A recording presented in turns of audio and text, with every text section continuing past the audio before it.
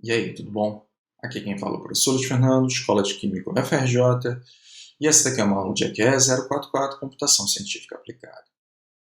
A gente vai conversar hoje sobre os condicionais na linguagem Python. E para isso, estou utilizando os meus tutoriais do GitHub e eu estou usando o arquivo condicionais.py. Bem, que é esse aqui que está sendo apresentado. Bem, o condicional ele vem de uma maneira bem natural quando você pensa no seu algoritmo de solução e você se depara com algumas perguntas, como, olha, se determinada situação for verdadeira, eu vou executar um determinado conjunto de expressões, um determinado tipo de cálculo. Quando acontecer isso, eu vou ter um determinado comportamento. Então, os condicionais eles vêm de uma maneira muito lógica na sua própria concepção do problema. Portanto, todas as linguagens de programação elas têm um suporte para esses condicionais. E eu apresento para vocês aqui o condicional se, o condicional if. E ele é todo baseado em uma avaliação de uma determinada condição, ou seja, um resultado que vai dar verdadeiro. Por isso, a gente usa muito a lógica dos operadores de relação e você pode, inclusive, combinar com os operadores lógicos, tá bom? E como é a sintaxe do condicional? Bem, para isso eu quero olhar, agora vamos olhar para a linha 9, tá bom? Isso daqui é apenas um exemplo. O comando if é a palavrinha chave if, tá? Seguido desses parênteses aqui, aonde dentro dos parênteses você tem uma expressão booleana. Um valor é menor do que o outro, ou maior do que o outro, e ao fim disso, você necessariamente precisa colocar dois pontos para indicar que a expressão de if terminou. Para falar a verdade, os parênteses eles são considerados redundantes nessa expressão. Eu, particularmente, acho mais legível usar os parênteses, mas isso daí talvez venha muito dos meus estudos em outras linguagens. Tá bom? Python, não é necessário manter parênteses aqui.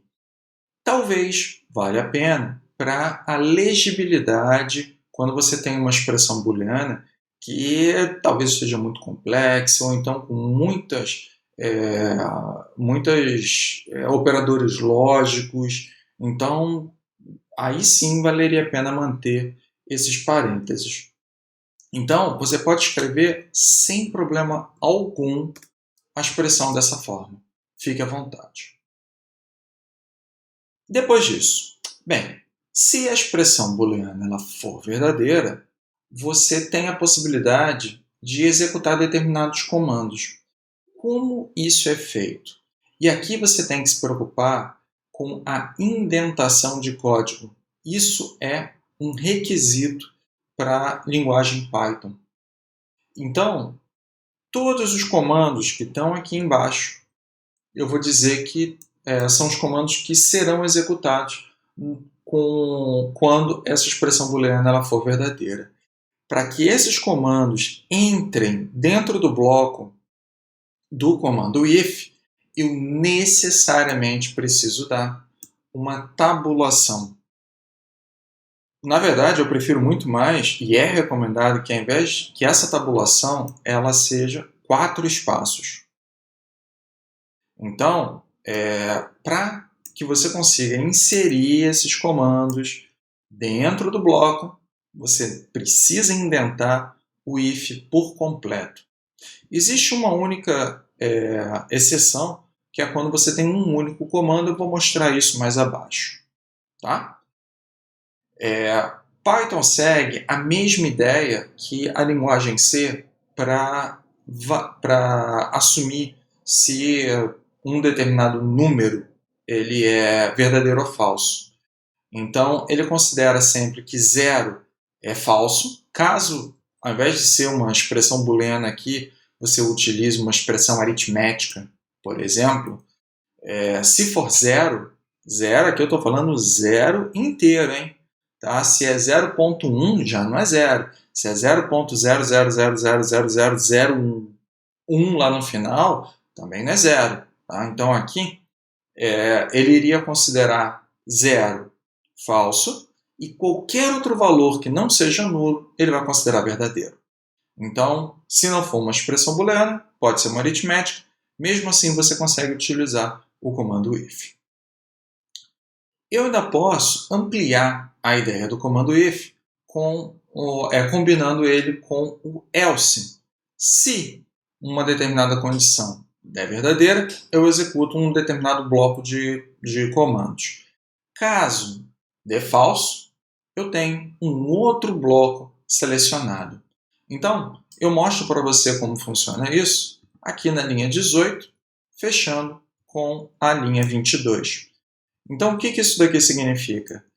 Se essa expressão booleana ela for verdadeira, esse negocinho aqui é chato, né? Às vezes, enfim.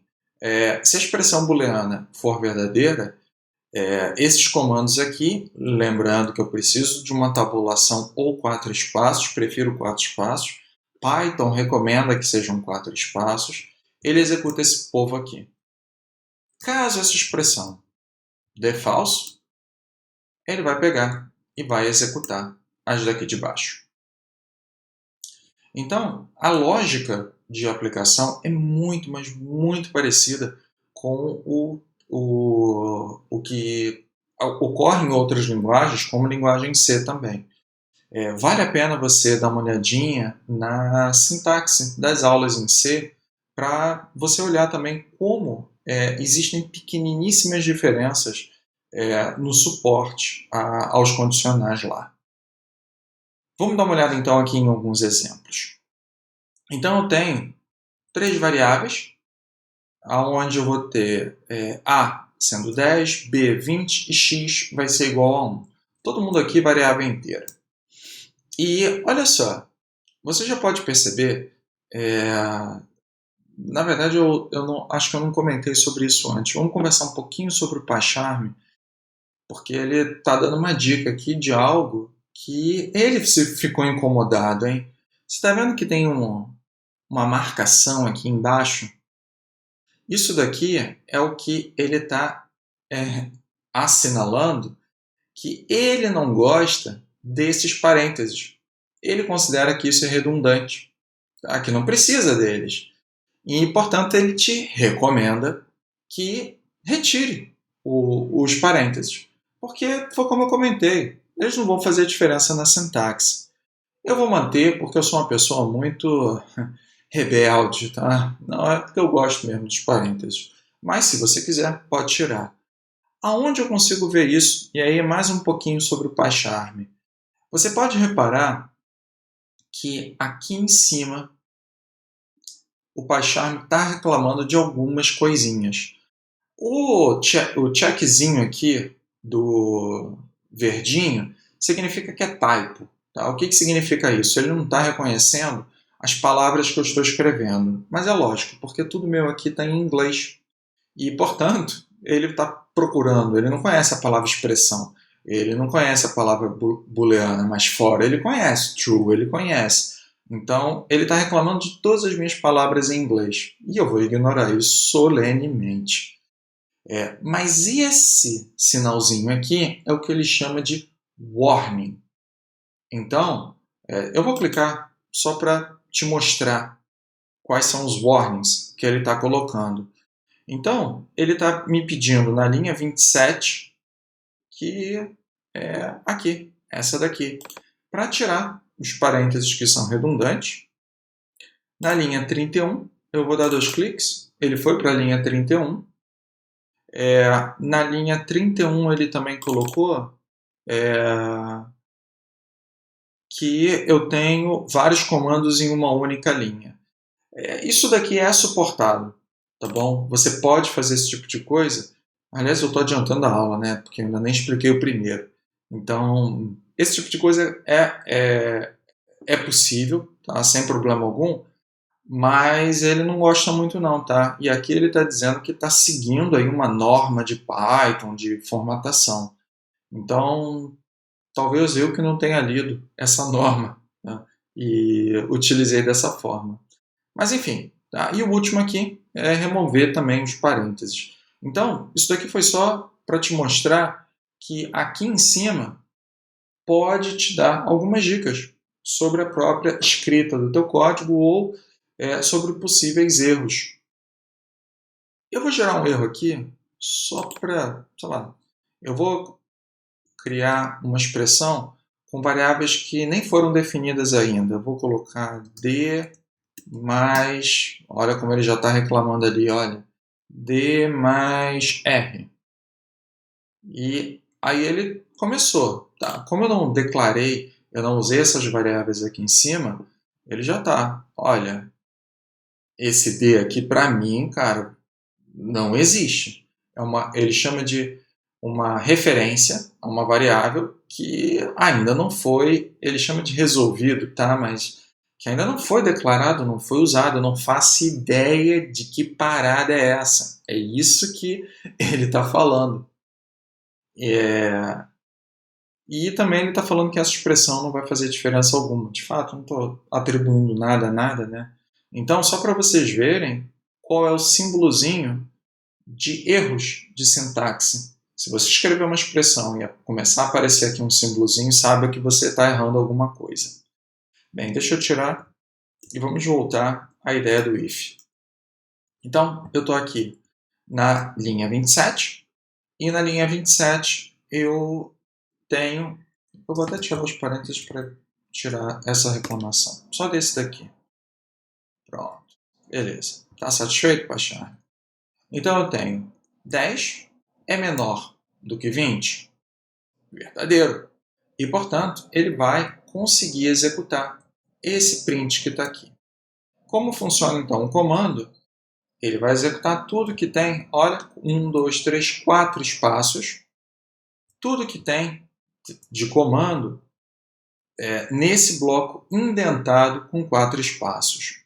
Caso isso daqui desse falso, ele ia pular esse bloco e ia passar para a linha seguinte, no caso aí, a linha 29. Tá? Aqui não tem nada, então ele nem ia executar essa linha 29, ele ia passar para a próxima, para a linha 31. Show? Beleza? Ok. Vamos olhar então o próximo caso. Na linha 31, se 20 é maior do que 10, verdadeiro, verdadeiro, ele vai pegar e vai executar essa expressãozinha que está aqui. Tá? Que eu já vi que o PyCharm não gostou não. Tá? Deixa eu ver se ele vai me adiantar a vida. Olha só. Vou mudar minha recomendação agora. Tá? Pelo que eu entendi, a sintaxe permite que você faça como eu mostrei, mas a recomendação do próprio nas normas de escrita do Python pedem que seja dessa forma, nesse formato. Então eu prefiro que você mantenha esse padrão, tá bom?